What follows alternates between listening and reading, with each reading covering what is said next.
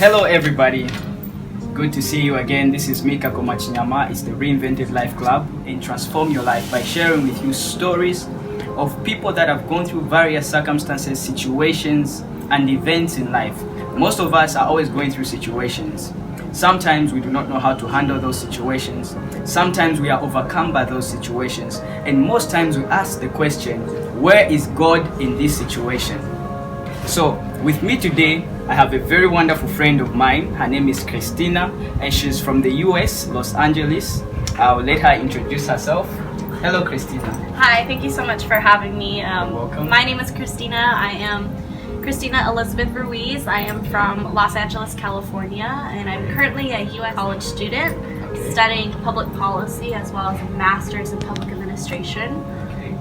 My work primarily focuses on the youth systems in California and in the United States, but this summer I have traveled abroad to Africa to understand some of the youth community problems that they're facing in Morocco, and some of their problems that I'm hearing a lot of is the increase of suicide, the increase of depression, and the lack of resources for intervention.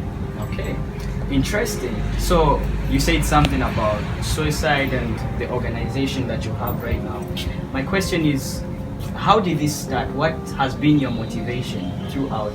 Is it because you have been through something of that nature, or? Yes, so I proudly identify myself as a former foster youth. So what that means is I was an orphan in the state system in the United States. We call it foster youth. I'm also an incarcerated youth, which means I was an imprisoned youth. I was inside of jails growing up throughout my life. So you were a bad girl. I was bad, yes. I have to Okay. admit, All definitely right. my circumstances. How bad? 100%? 99.9. That 1% was restored through Christ. Oh wow. Okay, interesting. Yeah. Wow. So would you like to pass us through just quickly Of course. some of those events that you've gone through in life? So, like I said, I've faced the orphanage system Yeah. in the United States, the incarceration system in the United States. I've also experienced 2 forms of child sex trafficking. Wow. And it's a pretty new topic that's coming to Morocco and is really being identified as a problem. Human trafficking is the leading criminal enterprise of our globe. And the primary victims are youth that are not accompanied by parents, so youth that don't have legal guardianship parents. So those are some of the experiences that I faced, as well as homelessness. And going through these different institutions and struggles, I have been exposed to gangs, drugs, not being able to find home or shelter, as well as many forms of physical, sexual, and emotional abuse. Wow. So this is a person who's gone through a lot in life, and really you don't want to change that. You want to keep listening, because there is more to her than you can see right now. So basically what I can get from what you are saying is that because of you not having your parents around, you were involved and indulged in things like drugs and theft, and you even went to prison.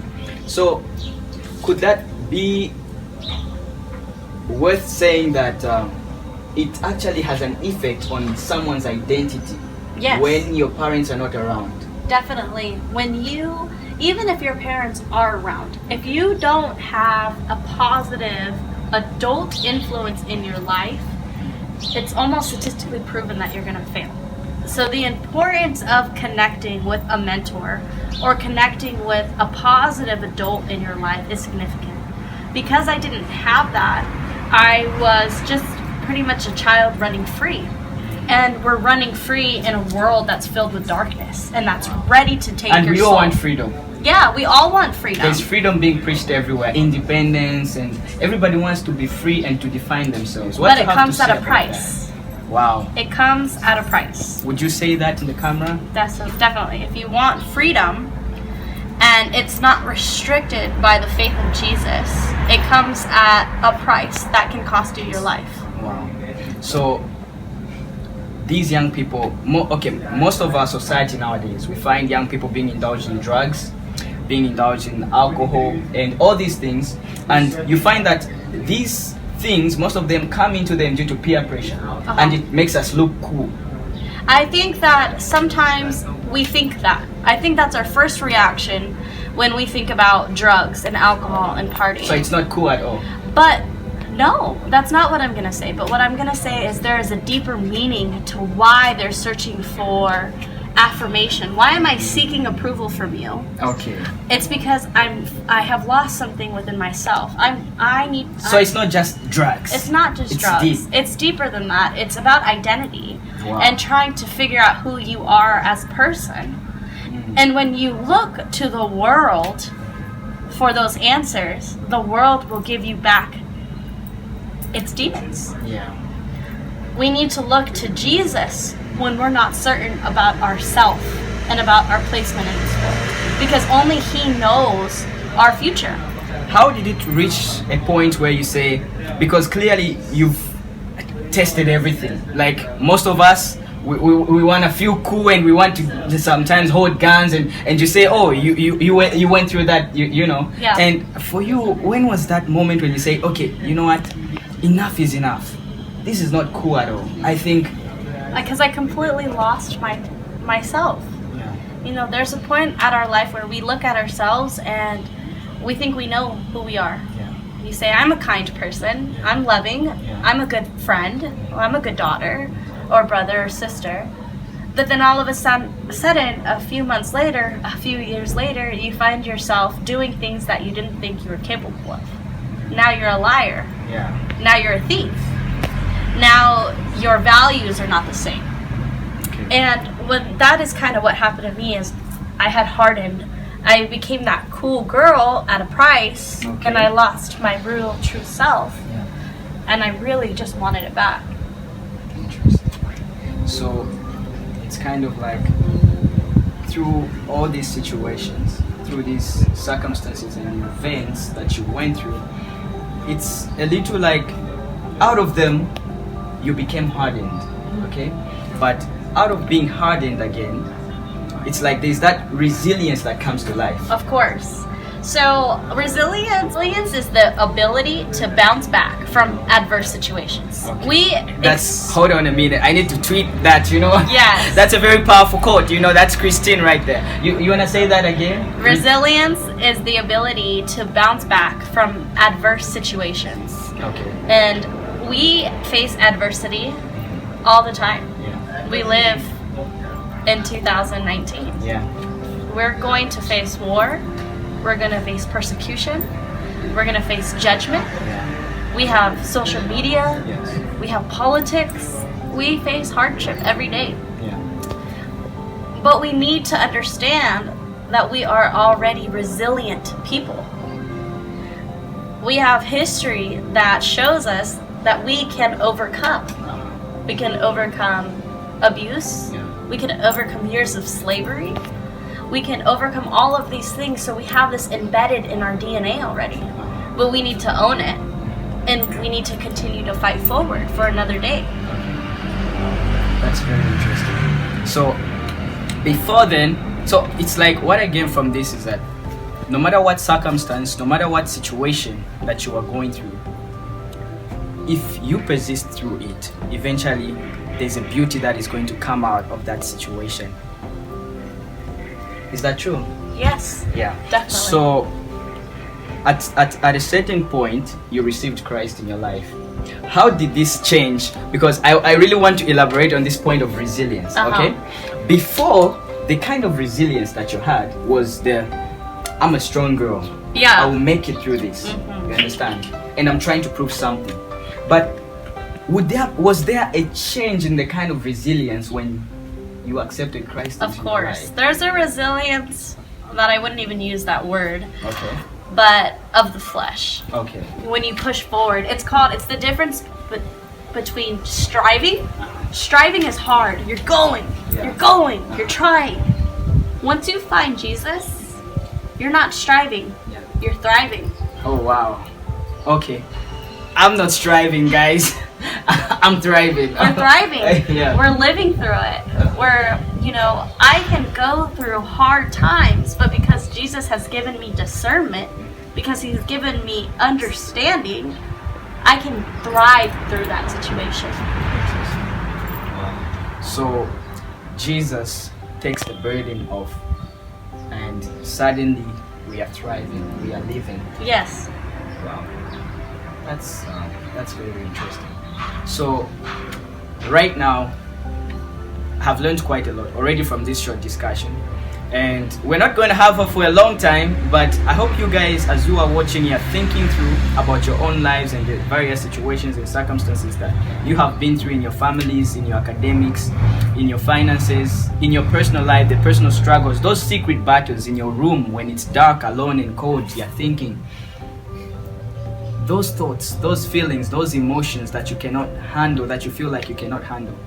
I've learned today that actually when you let Christ take over, you know that it's not your battle anymore. He takes it over and you start thriving. Yeah. You're no longer struggling. You're not struggling. Yeah. And that is kind of the beauty of resilience, is that, you know, it's something that we all hold. But with Jesus, it's like connected. Yeah, it's like you're together. It's no longer your own power, but with the power of Christ. We're coming to the end of the program right now, and I thank you guys for staying tuned until now. What two things, very important things, would you like to say to the viewers about, you know, their situations, their circumstances, and about Christ in their lives? Like, two things, just anything. To the young people especially who are watching, who feel, most of them feel hopeless, maybe they're thinking about suicide, and most of them they're feeling hopeless, depressed, most of them feel abandoned by their families, you know, not maybe understood. Yeah, some of them maybe they have families but they're not content with those families. I don't know. My first thing that I would say to you is that your voice matters. Okay. Your voice, you matter. And if you don't think you matter to anybody in this world, that is okay, because you matter to Jesus. Wow. Okay. Wow. I have to take a sip on that. Yeah. And the second thing that I always say is that God laughs at our plans. God laughs at our plans. Okay. When you're working in the flesh, you think you know what you're going to do. 6 months from now, I'm going to be here, I'm going to make goals, or I'm going to pay rent this day, I have this taken care of, you know.